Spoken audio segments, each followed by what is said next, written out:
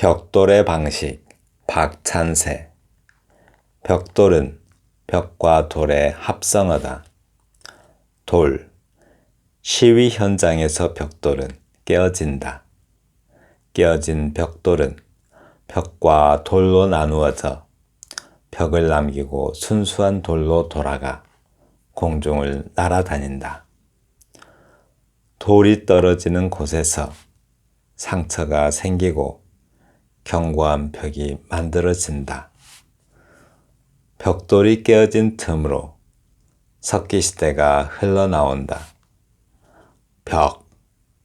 공사장에서 벽돌은 시멘트의 힘을 빌린다. 서로 밟고 올라서면서 돌을 버리고 벽이 된다. 벽이 모여 방이 되기도 하고 집이 되기도 하지만 순수한 벽이 되기도 한다. 이 경우 장이란 말이 앞에 붙거나 성이란 말로 전환된다. 여러 가지 색채를 띠면서 침묵과 사상을 가진다. 어떠한 틈도 용납할 수 없다와 언젠가 무너질 것이라는 가정을 함의한다. 길. 벽돌은 밟고 올라서야 한다는 강박관념을 버린다.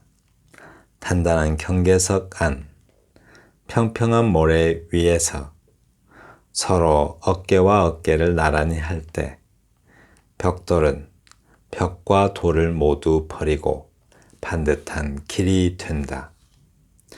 벌어진 틈마다 채워넣은 고운 흙은 씨앗이란 말을 함의한다. 벽돌과 벽돌 사이에서 꽃이 핀다.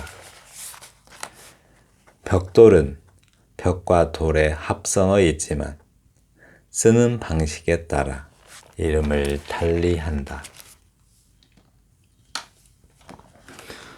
좋은 시의 조건 네 번째, 합성어 안에도 관계성이 있다 라고 했어요. 지금까지는 어떤 사물 또는 대상, 타자 이런 축들 속에서 관계성을 살펴봤는데요. 이번에는 그냥 단어, 그죠? 단어에서 그런 어떤 특유의 어떤 관계성이 있다고 합니다. 벽돌의 방식 박찬세 시인의 시입니다. 벽돌은 벽과 돌의 합성어다. 이렇게 화자가 말을 탁 던져요. 왜 그랬을까요? 벽돌이 벽과 돌의 합성어라는 사실을 우리가 원래는 알고 있는데 항상 늘 까먹고 살죠. 살면서 벽과 돌이 합성어라는 사실을 까먹고 사니까 화자가 그 사실을 다시 한번 상기시켜 줍니다. 네, 그래서 벽돌이 어떤 그 벽과 돌이 만나서 존재하는 방식은 합성어잖아요. 합성어니까 함께하는 것이 벽과 돌이 만나서 존재하는 방식이다라는 뜻으로 읽힙니다. 그 다음에 돌이네요. 돌이죠. 돌. 이 돌. 네, 첫 번째는 돌이고 그 다음에 또 벽이 나오고 그 다음에 길이 나와요. 돌이 어떤 것들을 상징하는지 봐요. 시위 현장에서 벽돌은 깨어진다. 이 말은 아마 7, 80년대, 90년대 대학 다닐 때 그 시위 많이 했잖아요. 그때 막 벽돌이나 이런 거 깨진 거 막 던지고 그랬죠. 화염병 던지고 그런 모습이 좀 연상돼요. 그러니까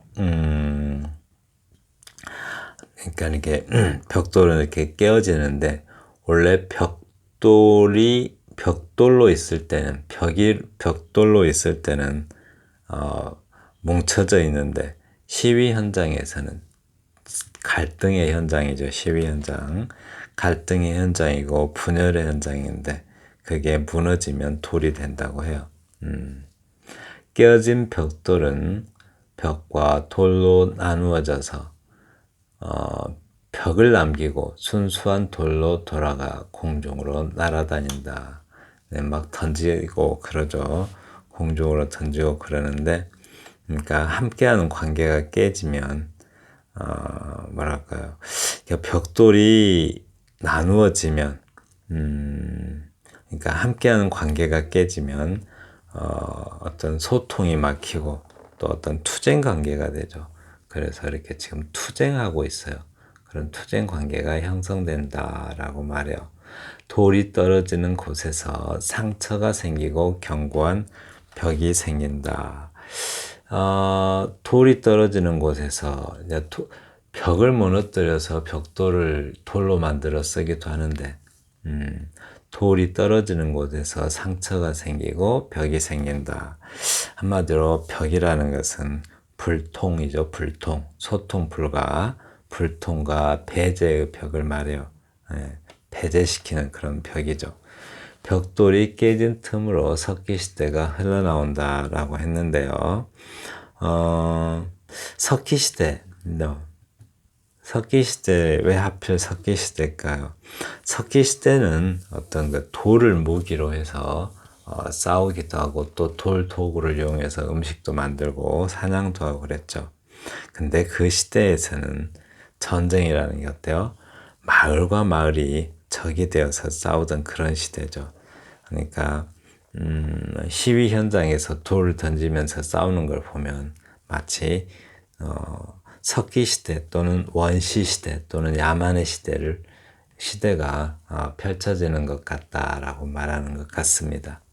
그다음에 벽 하면은 좀 의미가 참 많죠. 아까 돌은 싸움의 도구가 되는 그런 어떤 상관물이라면 여기서 벽은 어떤 의미의 상관물인지 봐요. 공사장에서 벽돌은 시멘트의 힘을 빌린다. 그렇죠. 벽돌이 쌓이기 위해서는 끈끈한 시멘트가 필요하죠. 시멘트를 발라서 쌓아가잖아요. 그러니까 시멘트는 뭉치게 하는 힘이고 서로 들러붙게 하는 힘, 그런 힘을 말하죠. 그리고 서로 밟고 올라서면서 돌을 버리고 벽이 된다. 서로 밟고 올라선대요. 벽돌로 쌓은 벽이라는 것. 그렇죠? 이 벽이라는 것은 어떻게 해서 생겨요? 벽돌이 서로 경쟁이라고 봐도 좋고 서로 다툼으로 봐도 좋은데요. 투쟁에서 이기고, 네, 그렇게 이기고 계속 밟고 올라서다 보면, 즉 벽이라는 건 어떻게 생겨? 타자를 밟고 올라서면 그것이 반복돼서 쌓이고 쌓여서 벽이 된다라고 말합니다. 벽이라는 거는 뭔가를 밟고 올라서면 생기는 것이 벽이죠. 그런데 그 벽이 모여서 방이 되기도 하고 집이 되기도 하지만 순수한 벽이 되기도 한다라고 해요. 가끔씩 벽은 긍정의 벽도 있죠. 즉 안식처, 방 또는 집이 되기도 한데요. 벽들이 모여서 바로 안식처가 될 때도 있다고 하는 거죠. 그렇지만 순수한 벽이 되기도 한다. 순수한 벽은 뭐예요? 뭔가 남을 배제한다든가 또는 뭐랄까요, 소통 불통을 의미하는 그런 불통의 벽을 말하겠죠. 어떤 차단을 하기도 하죠. 네. 이 경우에 장이란 말이 앞에 붙거나 성이란 말로 전환된다. 이 말은 무슨 말이에요? 그런 순수한 벽은 즉 차단과 배제 또는 방어, 이런 벽은 장벽이라는 말이 장이 붙어서 장벽이 되거나 성이 붙어서 성벽이 된다라고 하죠. 장벽은 그냥 막기 위한 벽을 장벽이라 하고, 성벽은 성을 지키는 벽이죠. 어떻게 보면 비슷한데, 한마디로 장벽이 되거나 성벽이 되기도 한다라고 해요. 이 장벽과 성벽의 특징은 뭐예요? 한쪽에서는 무너뜨리려고 하고 한쪽에서는 막아내려고 하는 그런 성벽을 말하죠. 저는 이 성이라는 말을 보면 항상 생각나는 그 프란츠 카프카 아시죠? 프란츠 카프카의 성이라는 작품이 있어요.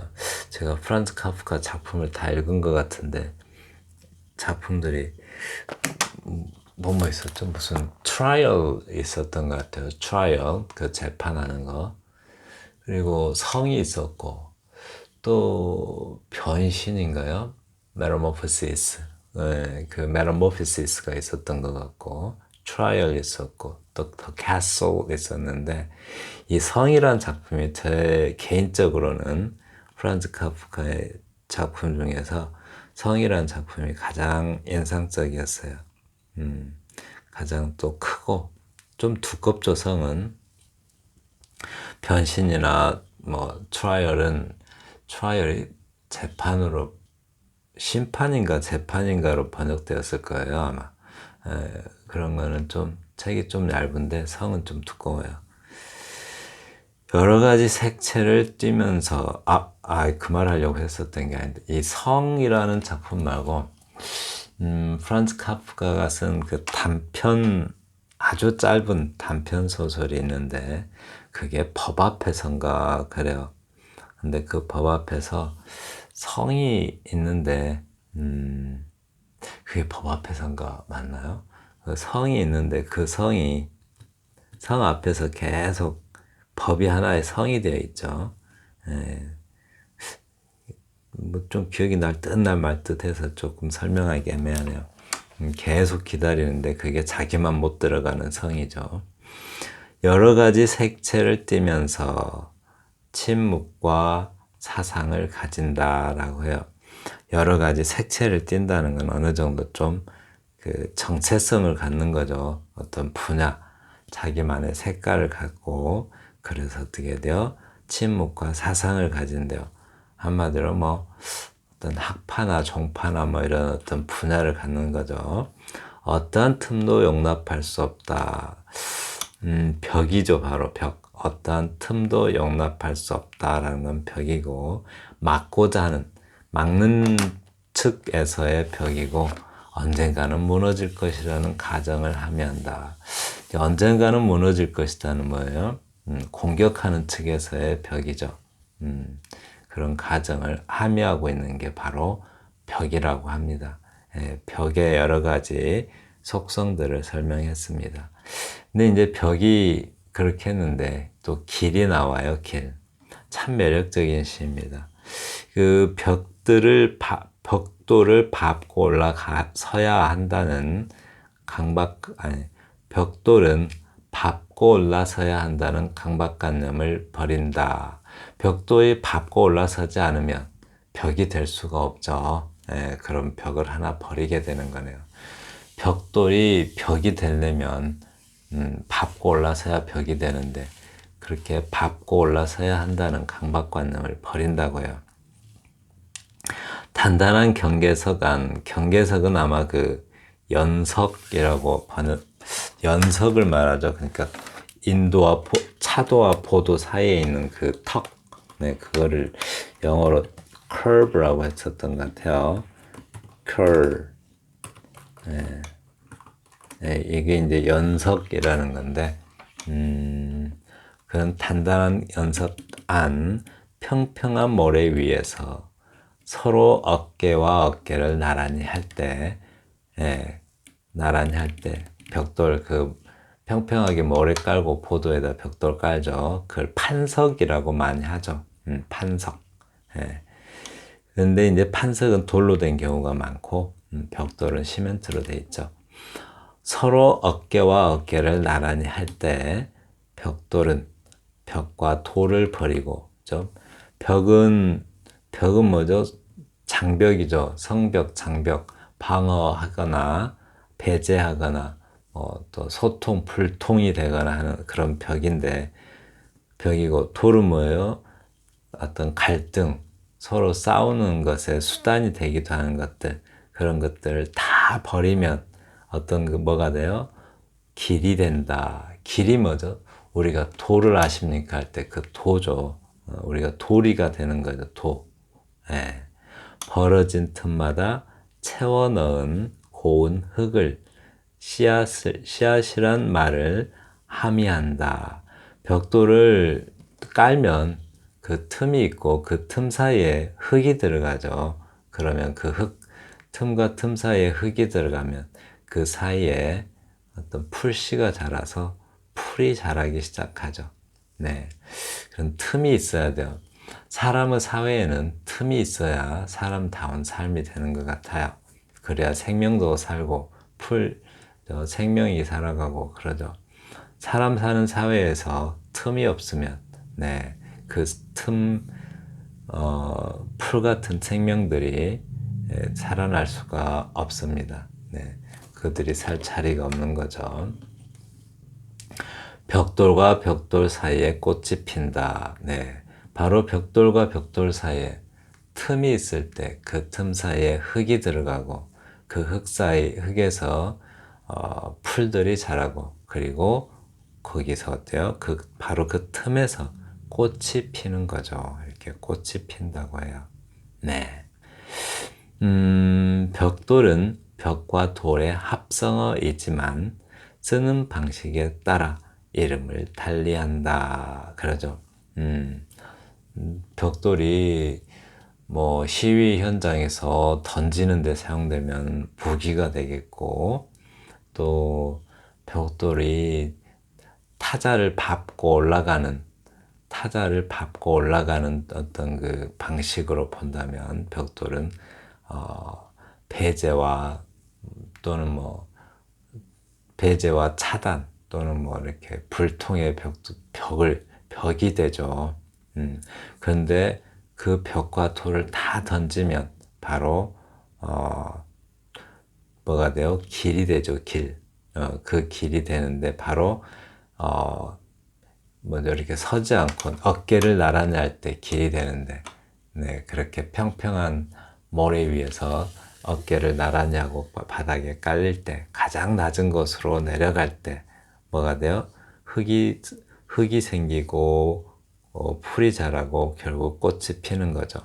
그래서 벽돌은 벽과 돌의 합성어이지만 쓰는 방식에 따라 이름을 달리한다 라고 했습니다. 박찬세 시인 벽돌의 방식 전문이고요. 문학선 2014년 겨울호에 나왔습니다. 다음에 이제 그 하린 시인께서 시클에서 요약한 내용입니다. 벽과 돌이 만나 만들어진 벽들에서 벽돌이 갖는 미묘한 관계성을 예리하게 간파했다라고 평가했습니다. 예리하게 간파했다고 평가했어요. 그러니까 벽돌이라는 단어에서 벽돌이 갖는 관계성 그런 것을 간파했다고 해요. 또 돌의 두 번째 여는 돌의 다양성. 시위 현장에서는 갈등과 싸움의 도구인데 돌의 속성 중에 갈등과 싸움의 도구적 속성이 있는 거죠. 돌이. 그리고 또 갈등의 대상인 타자와의 사이에서 벽이 되는 재료가 되기도 하죠. 네. 그래서 서로에게 돌을 던지면서 그 사이에 견고한 감정의 벽이 생기죠. 서로를 공격하면 그 사이에 뭐가 생겨요? 벽이 생겨요. 공격하지 않으면 그 사이에 벽이 없는데 서로 공격하다 보면 인간관계도 마찬가지죠. 공격을 하고 말 공격을 하든 신체 공격을 하든 공격을 하면 그 사이에는 벽이 생깁니다. 네. 그 다음에 벽에 대한 다양한 속성이라고 했는데요. 벽은 모여서 방이 되고 집이 되는 어떤 하나의 부분들이죠. 벽은 상당히 큰 부분들인데 그래서 벽은 안식처가 되기도 하지만 또 방어하기 위한 또는 무너뜨리기 위한 장벽이나 성벽이 되기도 한다. 장벽이든 성벽이든 뭔가 하면서 방어, 차단, 한마디로 뭔가를 배제하는 그런 단어죠. 벽돌이 길의 속성을 획득하기 위해서는 무엇이 필요하다고 그랬죠? 벽의 속성과 돌의 속성을 완전히 버려야죠. 벽의 속성, 밟고 올라서는 벽의 속성과 그리고 또 타자를 공격하는 돌의 속성을 다 버리면 뭐가 돼요? 바로 길의 속성을 얻게 된다라고 말합니다. 벽의 속성과 돌의 속성을 버리고 틈이 생기고 흙이 채워지고 거기에 생명이 피어나는 겁니다. 네, 지금까지 좋은 시의 조건 네 번째, 합성어 안에서도, 즉 단어 안에서도 미묘한 관계성을 발견할 수 있다라고 해요. 네, 벽돌의 방식 박찬세 시인의 시를 함께 감상하였습니다.